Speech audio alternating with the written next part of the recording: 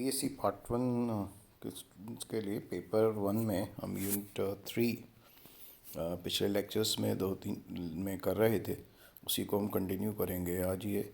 और आज जो पार्ट करेंगे वो है differential equation of orbit of a particle under central force field, केंद्रीय बल क्षेत्र के अधीन कण का कक्षीय अवकलन समीकरण। अभी तक ये देखा था कि किस तरह से हम गति के समीकरण बना सकते हैं जब भी कोई कण इस तरह से केंद्रीय बल के अधीन गति करता है, और उसमें ऊर्जा के क्या मान होंगे, और उससे हमने फिर पोटेंशियल एनर्जी स्थितिज ऊर्जा का एक डायग्राम ड्रॉ किया था, जो कि हमारे मॉलिक्यूल्स और एटम्स के लिए भी वैलिड होता है। जब भी कोई चीज़ बंधी हुई होती है किसी उससे सिस्टम से, तो वो उस तरह से कर्व प्रोड्यूस होता है। इसके लिए हम जो हमारी त्रिज्यक इक्वेशन थी F R M D square R by D T square minus R D theta by D T square, इसको हम यूज़ करेंगे। और इसके अंदर अब हम जो हमारे कोणीय संवेग का एक फंडामेंटल रिलेशन होता है एम आर स्क्वायर ओमेगा, उस ओमेगा की जगह हम D theta by D T लिखेंगे, तो उससे L is equal to M R square D theta by D T होगा। और इसको हम एक नए फॉर्म में लिखना चाह रहे हैं। इसको हम D by D T of right hand side को थीटा, और इसको हम जो लेफ़्ट है एल वाला पार्ट उसको divide by M R square करें, और इसको हम जो वन है उसको हम D theta by D theta कर दें। वैसे वो वन प्राप्त होगा, लेकिन हमारे लिए वो डी बाई डी थीटा और ब्रैकेट में डी थीटा, जैसे ऐसा हमें लग रहा है जैसे कि यदि हम लेफ़्ट में अगर ऑपरेट करें उसका अवकलन टी के सापेक्ष, तो हमें एक राइट में क्वांटिटी हो रही है जो कि थीटा से उसको लिंक कर रही है। तो इस केस में यदि हम दोनों साइड से इसको देखें तो ये देखेंगे कि ये जो डी बाई डी टी है ये किसके ऊपर ऑपरेट हो रहा है, थीटा के ऊपर, और राइट में भी जो डी बाई डी थीटा है वो ऑपरेट हो रहा है थीटा पे। तो हमारे लिए ये डी बाई डी टी जो है वो एक संकारक की तरह है। संकारक का काम होता है किसी भी स्थिति के में परिवर्तन करना, स्टेट को बदलना। तो यहाँ पे डी बाई डी टी जो है एक संकारक की तरह ऑपरेट कर रहा है, ऑपरेटर है ये, और इसको हम लिख सकते हैं L upon M R square D by D theta. ये इक्वेशन 3 नंबर बहुत ही यूज़फुल है, जो अब आगे देखेंगे कि इससे हम गति के जो समीकरण हैं जो हम डिफरेंशियल इक्वेशन बनाना चाहते हैं वो बहुत ही आसानी से फॉर्म हो जाती है। तो अब हम डी बाई डी टी के को जो संकारक हुआ है उसको अगेन एक अगर डी बाई डी टी पे ऑपरेट करें तो हम क्या प्राप्त करेंगे, L upon M R square D by D T, L upon M R square, again वही संकारक लिखना है D by D T equation number 4 में। और अब इस इक्वेशन को हमें जो हमारी मूल इक्वेशन है 1 नंबर, उसके अंदर D square R by D theta T T D T square में रखना है, और D theta by D T में भी इस तरह से रखना है। तो ये इक्वेशन हमारी जो 1 है, जो इक्वेशन 4 को यूज़ करते हुए और संकारक के जो इक्वेशन 3 है उसको यूज़ करते हुए ये बन जाएगी M L upon M R square D by D theta M R L upon M R square D R by D theta minus M R D theta by D T का whole square and F R. इसमें देख लें D square R by D T square को हमने replace किया है 4 number वाली equation से। उसी तरह इसको और फर्दर सॉल्व करें तो एल स्क्वायर अपॉन, क्योंकि एल जो है ये कांस्टेंट होता है आपको पता है कंजर्वेशन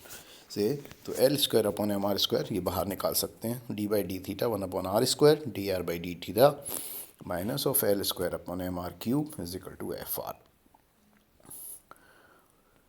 और इसको अब हम फर्दर जैसे सॉल्व करें तो -1 अपॉन आर स्क्वायर जो है वो D theta D R by D theta के बराबर होता है। तो ये D by D theta 1 upon R की इक्वेशन से हमारे रेगुलेट हो जाएगा। तो इसको करने के लिए -1 अपॉन आर स्क्वायर, तो D by D theta 1 upon R equation number 6 में ये हम डिफरेंशियल फॉर्म से निकाल सकते हैं। तो इसको अब अगर हम सब्स्टिट्यूट करते हैं 1 अपॉन आर स्क्वायर जो टर्म है इक्वेशन नंबर 5 में, 1 upon R square D R by D theta, तो ये इक्वेशन बन जाएगी minus of L square upon M R square D square by D theta square 1/r minus of L square upon M R cube is equal to F R. इसको further solve करेंगे और L square upon M R square D square by D theta square 1/r plus L square upon M R cube minus of F R. और इसको equation 7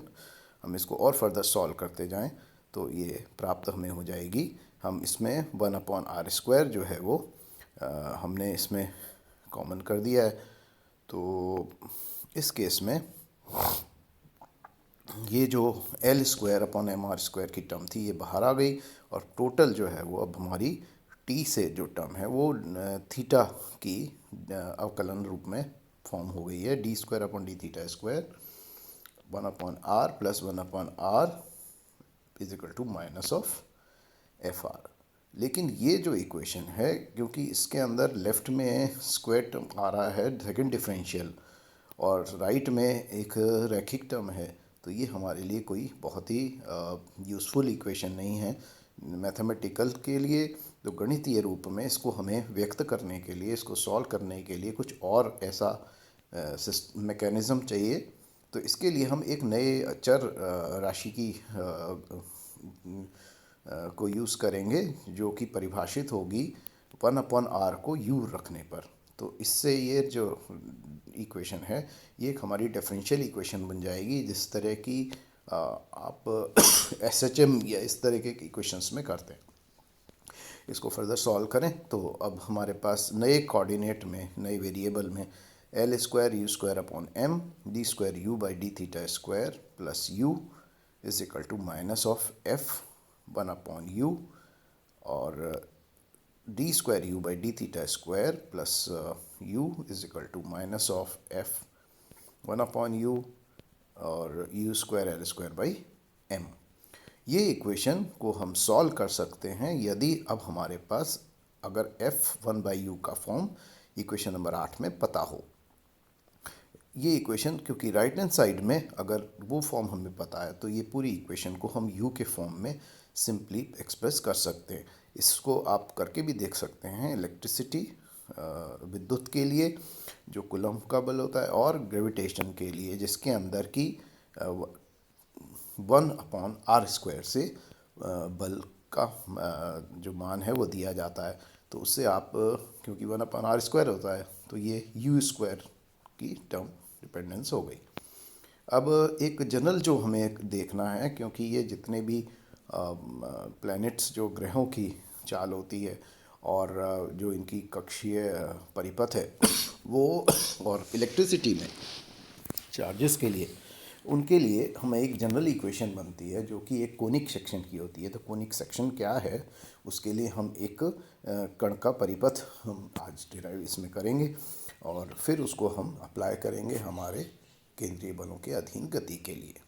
तो इसको निकालने के लिए अब ये मान लेते हैं कि जैसे r जो है वो a cos थीटा से एक जनरल फॉर्म है, ये सबके लिए मान्य होती है। जब भी कोई कण इस तरह से गति करता है तो उसमें उसका जो रैखिक कंपोनेंट है वो a cos थीटा रहेगा। a कोई एक दूरी है। तो यहाँ पे अगर हम हमारे जो नए हमने कोऑर्डिनेट डिफाइन किए थे वेरिएबल वो r is equal to 1/u करें तो चर राशि में तो u हो जाएगा अब इस फॉर्म में 1/cos थीटा सेक थीटा, तो सेक थीटा बाई u और इससे हम नए वाले जो राशि है हमारी u उसके फॉर्म में सेक थीटा को लिख सकते हैं ua और u को भी अब आप थीटा के सापेक्ष अवकलन करें तो du बाई डी थीटा आ जाएगा sec theta tan theta upon a और D square U by D theta square is equal to sec cube theta plus sec theta tan square theta upon a। तो equation 8 में इसको आप रखें तो sec cube theta tan square theta upon a plus sec theta upon a is equal to minus of M A square upon L square sec square theta F R और इसको हम और व्यक्त करें तो sec cube theta plus sec theta tan square theta plus 1 upon a is equal to minus of M A square upon L square sec square theta F R. इसको और further solve करते जाएं क्योंकि सेक क्यूब थीटा की दो terms आ जाएगी 1 plus tan square theta is sec square theta. तो 2 sec² क्यूब थीटा जो है वो ma² / L² sec² theta F are के बराबर हो जाएगा। और एफ आर को अब हम अलग से फॉर्म कर लें तो ये हमें फोर्स की इक्वेशन इस फॉर्म में दे देगा, -2L² sec⁵ theta upon ma³, लेकिन sec थीटा जो है वो UA के बराबर है। तो यहाँ पे करने के लिए हमें क्या करना है कि इसको यूज़ करना है sec थीटा को UA, तो -2LA² U5 अपॉन M, और एफ आर को और फर्दर सॉल्व करने पर 2L² A² अपॉन MR5। अगर आर के फॉर्म में एक्सप्रेस करना है, दोनों बराबर हैं 9 इक्वेशन और उससे पहले वाली इक्वेशन। अब कोनिक की इक्वेशन को निकालने के लिए जो एक सामान्य हम मैथमेटिक्स में भी करते हैं, तो इसके अंदर ये इक्वेशन अगर किस तरह से होगी, तो अगर जिसका कि ओरिजिन जो केंद्र है वो किसी एक नाभि पर हो, फोकाई पे, और उसकी हमें उत्केंद्रता अगर पता हो तो हम किस तरह से फाइंड आउट करेंगे। तो उत्केंद्रता को फाइंड आउट करने के लिए एक डिफाइन करते हैं। तो कोनिक सेक्शन क्या है? तो कोनिक सेक्शन है कि ये एक वक्र, a curve drawn by a point moving in a plane so that its ratio of distance from F and fixed line xy is constant। तो कोई भी एक तल ले लें xy और उससे जो लाइन से जो डिस्टेंस बन रहा है उसके केंद्र का, तो अगर तो ऐसा कर्व जिसके अंदर की जो गतिमान कण है उसके लिए वो अगर तल में घूम रहा है, तो उसके लिए जो उसका f से जो डिस्टेंस है और उस का जो अनुपात है वो यदि फिक्स रहता है रेशियो, तो वो एक कोनिक या शांकव को बताता है। तो इसके अंदर जो डायग्राम देखें तो इसके अंदर ये परिपथ है और ये जो D है ये इसका नियता कहलाती है, डायरेक्ट्रिक्स। और ये जो उत्केंद्रता है उसको परिभाषित ऐसे किया जाता है कि इसका डिस्टेंस FA जो बेसिकली R है और अपॉन AE, तो ये दोनों जो हैं ये दूरियां का रेशियो उत्केंद्रता कहलाएगा। अब अगर F ओरिजिन है, जैसे पोलर कोऑर्डिनेट्स का लेते हैं, तो हम देखें इस फिगर में FB जो है वो D से रिप्रेजेंट करें और BC जो है वो D से करें, तो FA जो है क्वांटिटी FA इज़ जो बेसिकली R है, लेकिन FB जो है वो D है, तो BC जो है वो D हो गया। और इस तरह से हमारे पास AE जो है वो D minus R cos theta हो जाएगा। इस फिगर से बहुत आसानी से दोनों पैरेलल लाइंस समानांतर रेखाएं हैं BC और F से ओरिजिन पे, तो इस प्लेन के, तो तल से लेकर, तो इक्वेशन 10 जो है वो बन जाएगी R upon D minus R cos theta is equal to epsilon, और R को लिख सकते हैं एप्सिलन 1 माइनस cos थीटा, और इसको ओपन कर लें R plus epsilon R cos theta epsilon D, और R को लिखेंगे epsilon D upon 1 plus epsilon cos theta, या 1 अपॉन R कर दें तो 1 अपॉन एप्सिलन D और ऊपर 1 प्लस एप्सिलन cos थीटा। अब 1 अपॉन एप्सिलन D को एक नया नंबर दे दें, L या D कैपिटल से कर दें, तो ये एक कोनिक सेक्शन। कुछ किस टेक्स्ट में हमें इस तरह से D या L मिलता है तो हम इसको L जनरल फॉर्म में करें जिससे कन्फ्यूजन नहीं हो, तो हमें इक्वेशन ऑफ कोनिक मिल जाएगी कि 1 अपॉन L 1 प्लस, ये जनरल इक्वेशन होती है किसी भी शांकव के लिए, और इसको फॉल्स करेंगे तो इससे हमें कक्षीय परिपथ ऑर्बिट का पता लगता है कि वो एलिप्स है कि हाइपरबोला है, प्रतिपरवलय है, परवलय है, या कि इस तरह के डॉक्यूमेंट।